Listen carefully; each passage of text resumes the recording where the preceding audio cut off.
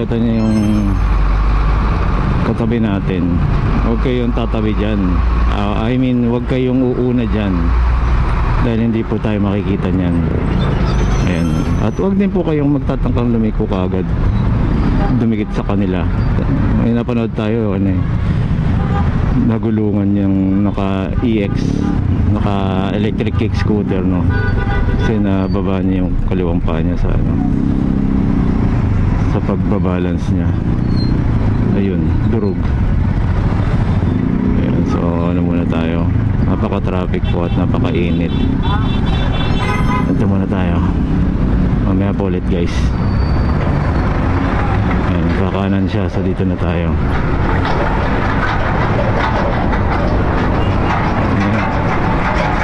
Yan po ang huwag niyo pong titikitan. Anong masyadong malabo saka sa tenga ng ano, bakal. Okay, ingat po tayo. Ayan, isang mainit na araw ngayong araw.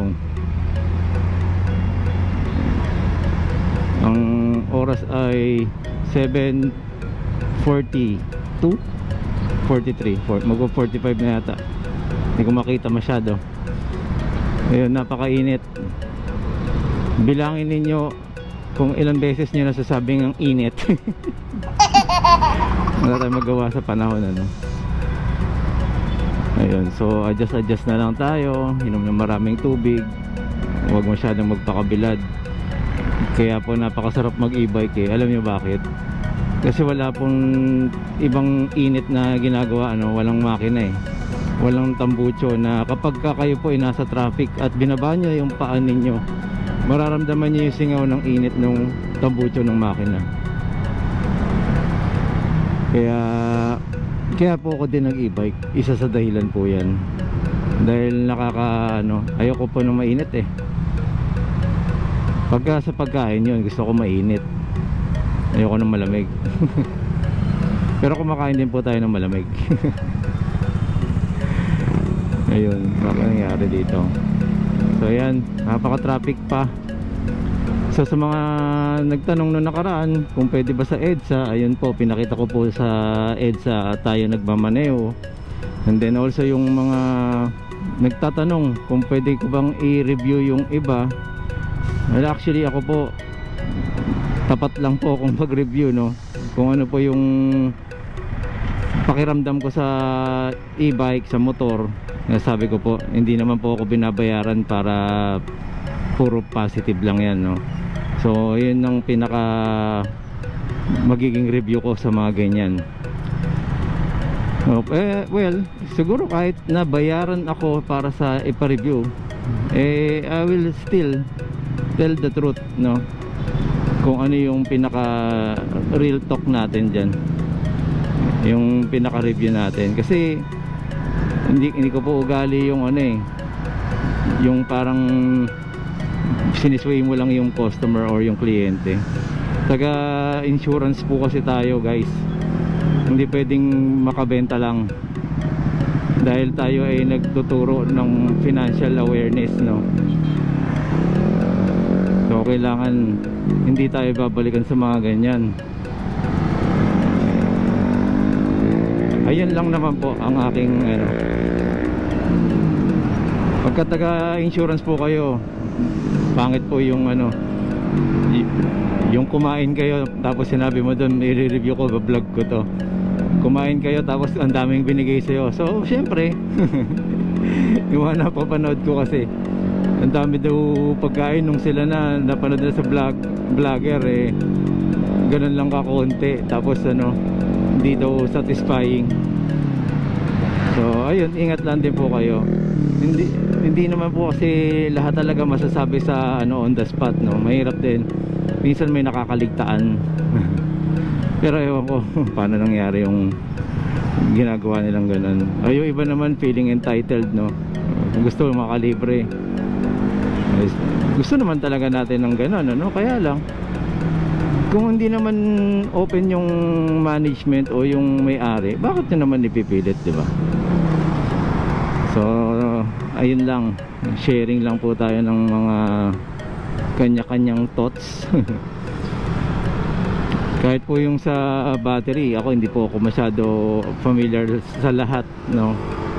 Yung pagbibuild pero yung pag-alaga ng battery marunong naman tayo niyan. Yun lang naman po bilang ano, hindi ko naman lahat para alamin dahil ang kailangan ko lang naman po pang service na maayos, no. Ba't ko po ano pa yan, kakarir rin, bigay naman natin sa mga dapat may trabaho na yan. Parang yung mga kaibigan nating mekaniko, kaya ko po magmekaniko pero kaya po sila, yan po yung hanap buhay nila, bigay na po natin sa kanila yan, di ba? Kumikita naman tayo sa iba, so pag wala, di balik tayo sa pagmemekaniko. At also photographer, no? Di ba? So ayun, at dito na muna tayo ulit. At ano, mainit talaga, mahirap po magsalita ngayon dahil yung init kakaiba, nakaka-suffocate po yung ano, pakiramdam. Okay din yan, naglagay siya ng pantakip ng ano. So yung iba naglo-lotion para hindi masyado ano yung init sa balat nila. So yun, babalik tayo sa susunod sa mga shoutout natin na video, di ba? Nakakamiss pala yun, yung mga ating mga listahan na nagpapabati, no? Maraming salamat. Ayun, kilalanin ng inyong mga admin. Kalimutan ko pangalan ng isa.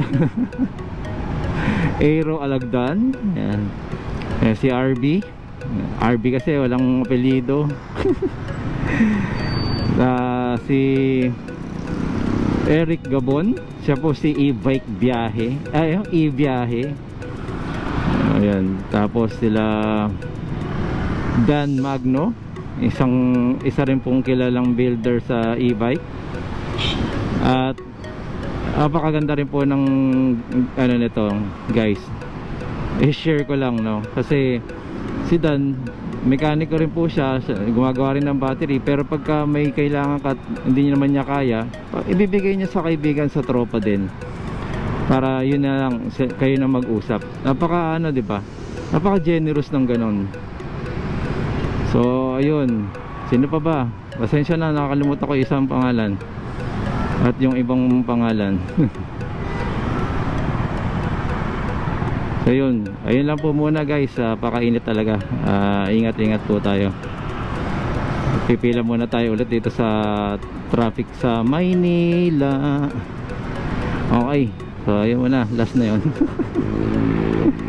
Wala sa tono pa ngayon, tamang gising lang. Okay, thank you. May naka WSP pala dito sa harapan ko. Ayun, shoutout sa'yo boss. Ay, wow! Ay, nito. Ayun, oh. Si Toothless. Wow! Pasok. Shoutout. Saan ang biyahe mo? Saan ang biyahe mo? Doon sa likod? Sa likod ng ano? Shoutout na, oh. Eh.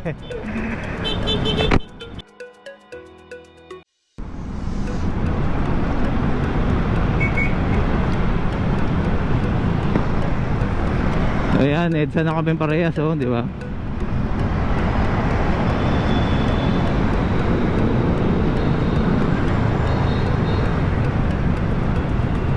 So ayan guys, so yun lang po muna. At mainit na panahon, magbaon na maraming tubig. So ingat. Ayan siya, o, diba?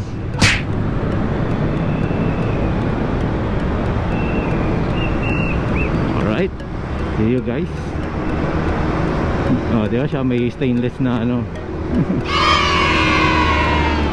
Guys, pakilala ko lang my nephew or Oiko, Masaki and Taichi. Marin Chuan Motovlog ちゃん、いいねとチャンネル登録よろしくね。